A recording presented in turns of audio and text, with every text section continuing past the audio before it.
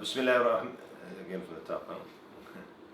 Bismillah ar-Rahman ar-Rahim. Assalamu alaikum wa rahmatullah. We're here in Malaysia with our Sh Hussain Yee. Salam wa rahmatullah. Barakallah feekum, Shaykh. Every time, alhamdulillah, I come to Malaysia, I always focus on visiting our Shaykh and to benefit from the elders. And this is something that I benefited even before I was Muslim. And I was spending time with the elders, and I think even before I was a Muslim, it kept me out of trouble. Because I benefited from their experience and the mistakes that they had made, so I didn't fall into the same traps. So I was just speaking with Sheikh Hussain, and we didn't plan this video, so it's a spontaneous video. And I asked the Sheikh, I said, I want to ask you a question. Usually we always hear when we sit with one of the mashaykh, one of the du'at, we say, Sheikh, can you give us and give the brothers and the viewers a nasiha, give them an advice. But I said we want to change the script a bit today and ask a different question. It's also a nasiha and advice, but through your experience, Sheikh, the experience that you have in Dawah all these years, what year did you become Muslim, Sheikh? 68. 68, Allah Akbar. So that shows you, mashallah, the years of experience, Allah Mubarak. Before I was born, mashallah Mubarak, the Sheikh became Muslim, and all these years in the field. Obviously, as I've learned now, with the many years I've been in the field, is that you make mistakes. You had things you did in the beginning. If you look back, you said, you know what? Even though I've been successful, if I did this or that, it would have been better. I should have done it like this or that. So this is the question that we want to ask the Sheikh today. And if there were some mistakes you made, so we can avoid them.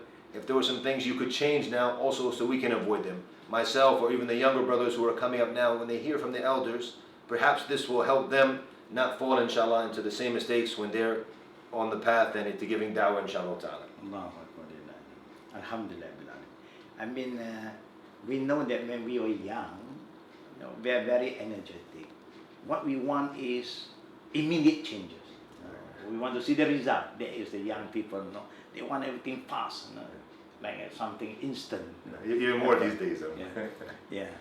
And then the little knowledge that we have learned, we want to share it with others and want people to accept the truth. Without understanding the issue that they have been facing. The tradition that they have been following for centuries, not for years, for centuries. So I think our approach when we are young, we are more on the hard approach, rough. Either you take it or leave it. Khalas, Jannah or nar, khalas.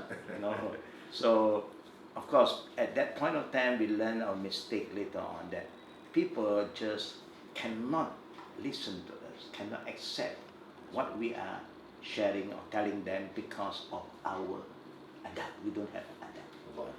We don't know how to respect even the elders. We treat the elders like everybody. Cannot. The elders is elders. Like you're talking to your parent, you cannot raise up your voice, example, adab. So, when we are young, we make a lot of mistakes because of our approach. We want immediate changes, we want people to accept, no more excuses, Maybe alhamdulillah, Allah gives us the hidayah, we can accept. But not everybody can have the same kind of spirit. So when we are hard, so it backfires. So we are very judgmental. Either you are haq, batil, khalas, no in between, khalas. I mean, it's true, the message is very clear, al-haq is haq, batil wal batil. But we need to have wisdom. At that time, we have knowledge, but not really everything. But the little we have, we want to share, but without wisdom. That is the cause of the fitan, that the truth is not being accepted properly by the people because we are not talking to them from our heart. We have no mercy. We are very judgmental. That's why Allah said, فَبِمَا رَحْمَةٍ مِّنَ اللَّهِ لِنْتَ لَهُ وَلَوْ كُنْتَ فَظًّا غَلِيظَ الْخَلَّامِ فَلْتَ مِنْ حَوْلِهِ. People are running away from us. Even what we say is true because of our uslub. Just approach. We are very judgmental, hard on people. And that's why the most important thing in doing da'wah is to have wisdom, sabr, and then tawakkul. Who can make changes? Not me. Not me. I cannot make a person change. Even our Prophet cannot give hidayah to whomever he loves. The one who gives hidayah is Allah. Our duty is to convey the message in the best manner that we can. So I think we have learned a lot about our past mistakes before, and when we are changing, from our side. But I have seen a lot of the young du'a, they are just like us before. So we keep on reminding them. I'm seeing myself, when you're telling me when I started the same way. Right? Yeah, mashallah. I mean, you see, the truth is the truth, but how to convey the truth is very, very important. And something interesting many of the scholars mentioned when talked about the Salaf, the early generation of the Muslims who were the successful ones. Allah. They said, كانوا أعلم الناس بالحق أرحم الناس بالخلق. Allah. That they were the most knowledgeable when it came to the truth, but the most merciful in how they dealt with the people. They have the hikmah, yeah, because the Prophet was with them. See how the Prophet, convey the message, how people react to his da'wah, and the Prophet still never give up, and not judgmental, and not condemning them, but keep on making dua for them. I think one of the mistakes that we make, Sheikh, at that stage is, or even if it's subconsciously, we might not say it with our tongues, but it's kind of like, when we have the haqq, we have the truth, we want to just show it and prove the point. We want to prove that this is the haqq, and we don't really think about the true objective of spreading the haqq and teaching the haqq is actually for people to accept it. And we're not thinking about that. We're just thinking we have to prove this is the haqq without thinking about the people whether they accept it or not. That's why Allah gave us a guidance, beautiful guidance, reminder. وَتَوَاصَوْا بِالْحَقِّ وَتَوَاصَوْا بِالصَّبْرِ. But before that, Allah said, وَالْعَصْرِ إِنَّ الْإِنسَانَ لَفِي خُسْرٍ إِلَّا الَّذِينَ آمَنُوا وَعَمِلُوا الصَّالِحَاتِ. Now Allah is telling us that if you believe, it's not enough by just having the right belief, but the belief must follow up with amal salih, righteous deed, righteous akhlaq, righteous adab. Even the word that you want to use, you must choose the best word. لِكُلِّ مَقَالٍ مَقَامًا لِكُلِّ مَقَامٍ مَقَالٍ.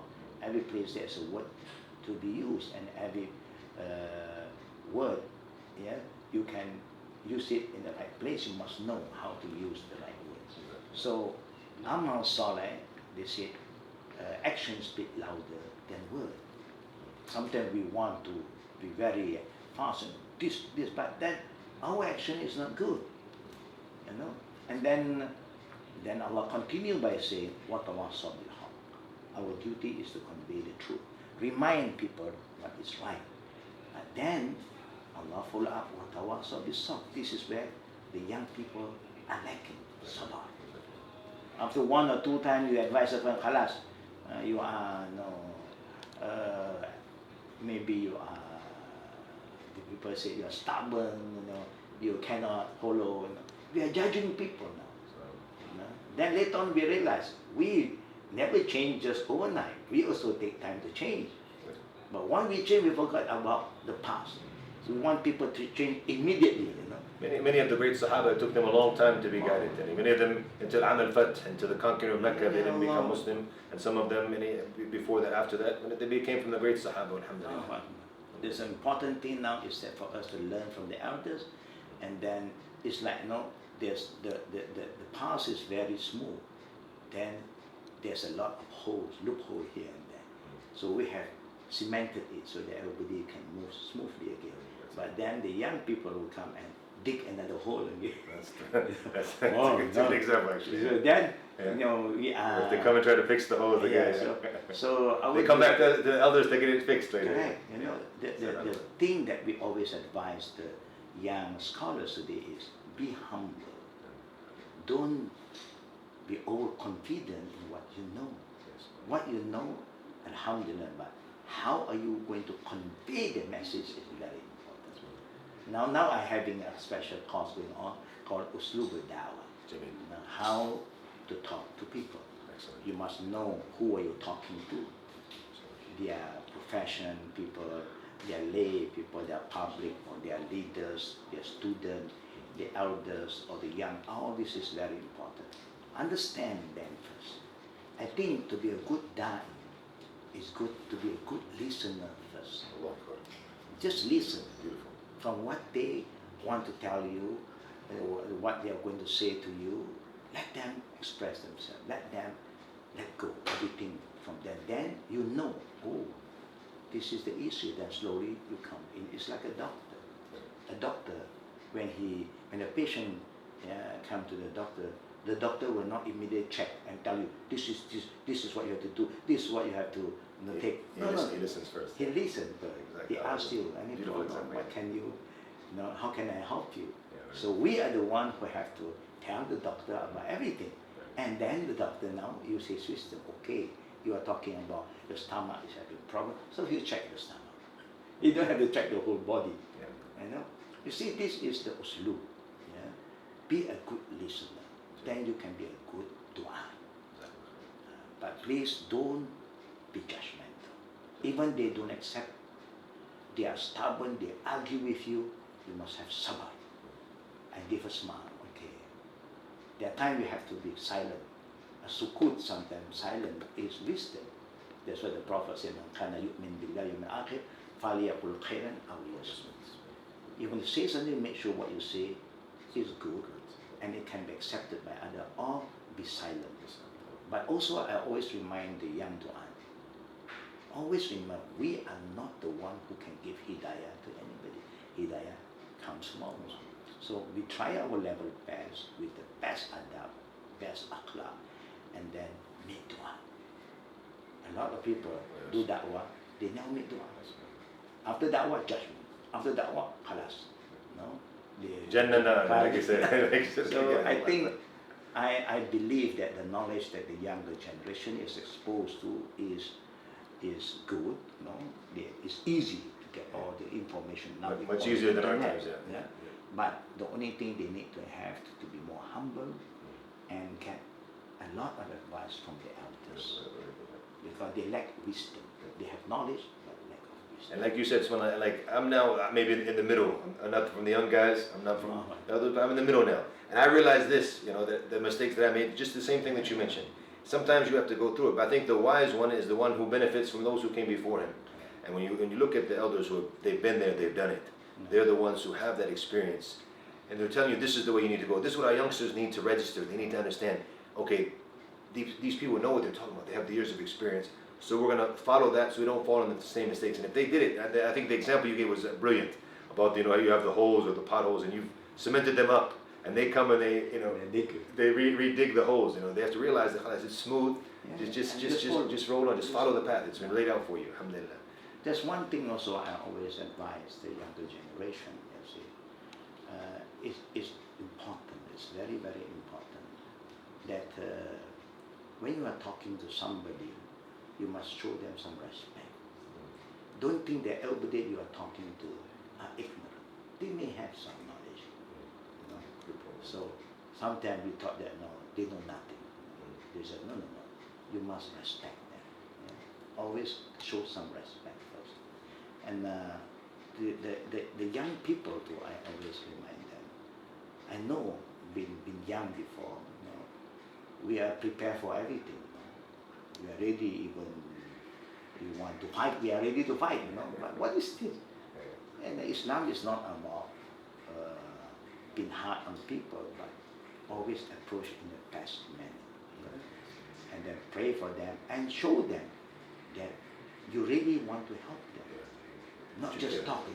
That's why I use a word sometimes. Talking Muslim everywhere. Practicing Muslim very rare. Allah, Jamil. That's a nice one, yeah. You can see everybody like to talk today. And then nobody really want to listen properly. And then there's something in my mind was open to share, but it's not here now. Maybe Allah give me the memory again, that what I experienced before when I talk to people. So they just, especially if you are young, again you must remember, in every culture, they have this understanding that if even you are telling them what you say is correct, but because of your age, people don't accept. You're young, too young, the advice to you. And that's why our Prophet said, "Laysa minna ma lam yuqir kabirana." You are not one of us if you show no respect to the elders. So I pick up that later on. Yeah, maybe because I thought that with the little knowledge I have, little Arabic I can speak, I think they have to listen to me. Yeah, I remember one of the senior students who was about to graduate when I went to Medina. I was just in the Arabic department, and my Arabic was getting better, my Quran was getting stronger. I learned a few things. So he told me, he said, one thing I've learned now, I'm about to graduate. He said, all the knowledge that I've obtained, it's taught me how ignorant I really am. And I was like, what is this? You know, once you're about to graduate, you've been in Medina for 6 years, you're gonna be strong, you're gonna be a scholar. So when I got up to that level, I realized, because once you sit between the books of the scholars and you see what they reached, you realize how little you have. And I think that's a problem. Some of our youth, they learn, like you said, especially that knowledge is easy now. Right. So they go to Islam Q&A, they learn a few things, and then they want to just Facebook. That's it. And then they want to come and show you who's on the haqq and this and force it on you, and they make that. Yeah, I remember now. If you are soft now, using another approach, the best with mercy, with care and love, they will start to say that now you are too soft. The young scholars, they're too soft. They don't have the spirit of jihad. They fear this. They start to be very judgmental against the elders. They don't know what they are talking about. No, they just want to force their own way and their own idea. But at the end of the day, who's the best example for us to follow? Not me, not anybody, but our Prophet Sallallahu Alaihi Wasallam. Look at when people threw stone at him and he went to Taif. He didn't ask Allah to punish any of them. All of us would be. No, for us, we don't even, nobody threw stone at us yet. But the Prophet had gone through all this pain and suffering that in return, even the angel is asking him for permission now. Do you want us to destroy the whole people of Taif? We have hurt you, caused harm to you. The Prophet, Allahumma diqawm fa'innahum la ya'lamun. Inni lam ub'as la'anan. Walakin bu'istu da'iyan wa rahmatan. I'm sent as a savior and to bring mercy, not to punish anybody. When you look at this, Allahu Akbar, who is the best person for us to follow? Prophet Muhammad Sallallahu Alaihi Wasallam. Look at his way. But we are, today I've seen some young people who sometimes talk to me, and then behind my back they say, this sheikh is too weak, he is too soft, he should be shadid, shadid.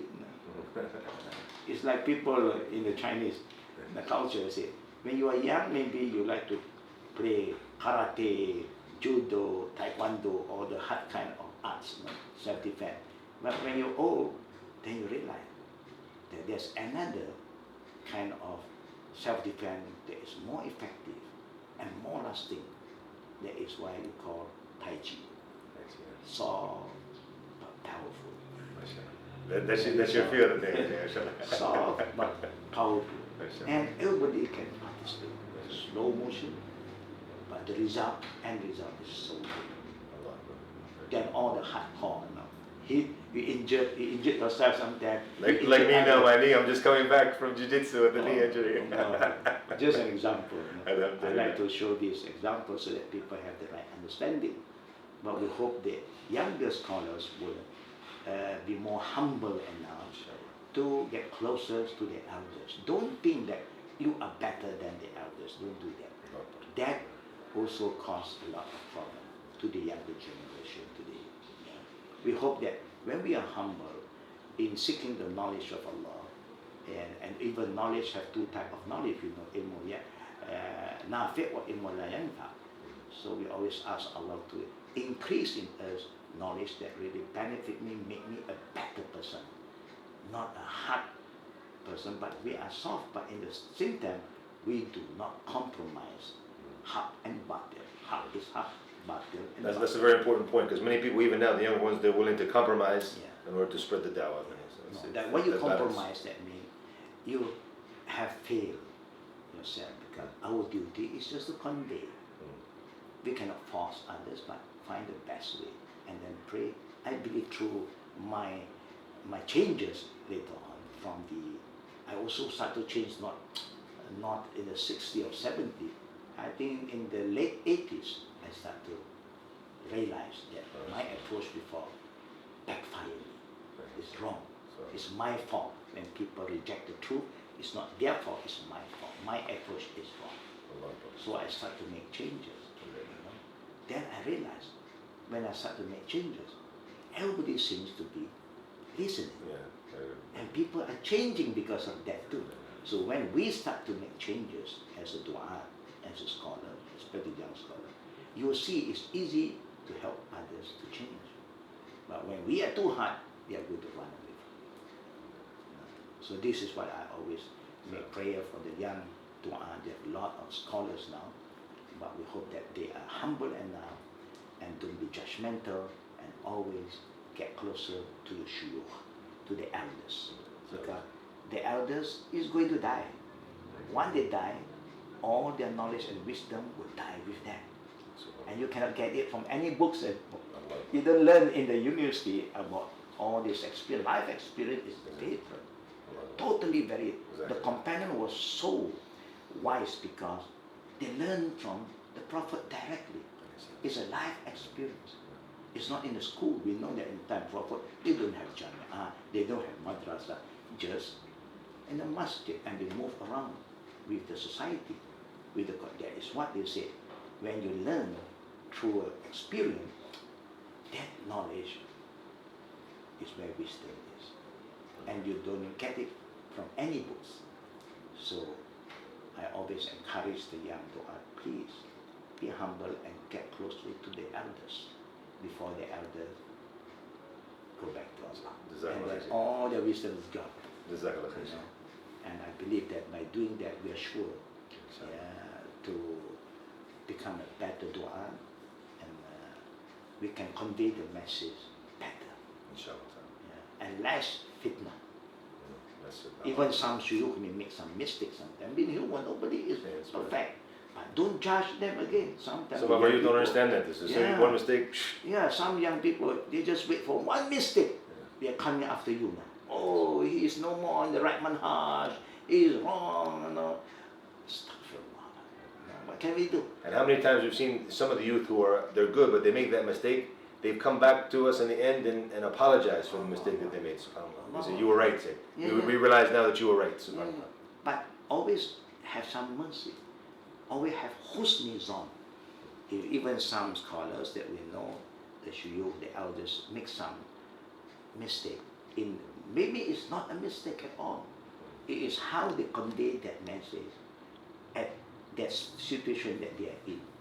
They may be encountered by so many other things, and they may use another approach for a reason, but we don't understand the reason.